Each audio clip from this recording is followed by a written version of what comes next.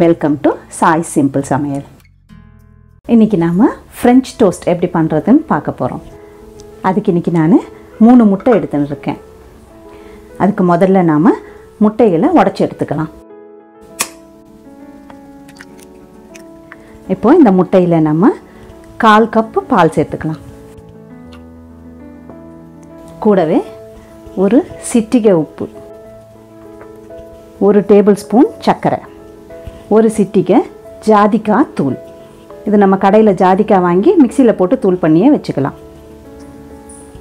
1/2 spoon பட்டைத்தூள். இது எல்லாத்தையும் சேர்த்து நல்லா கலந்து வச்சுக்கோங்க.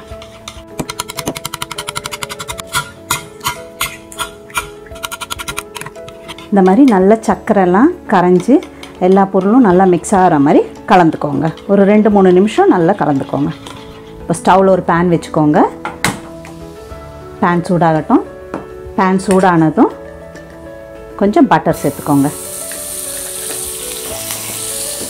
இப்போது பிரெட் ஸ்லைஸ் எடுத்து இந்த நம்ம கரைச்சி வச்சுருக்க முட்டை கலவையில் நல்லா டிப் பண்ணிக்கோங்க.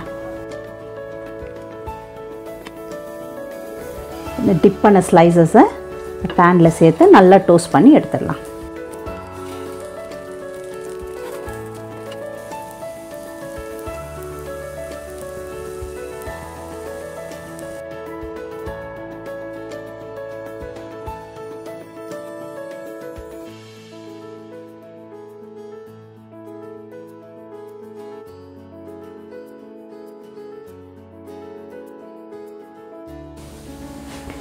இந்த மாதிரி 2 பக்கமும் நல்லா கோல்டன் ப்ரௌனாக டோஸ்ட் ஆனதும் எடுத்துடலாம்.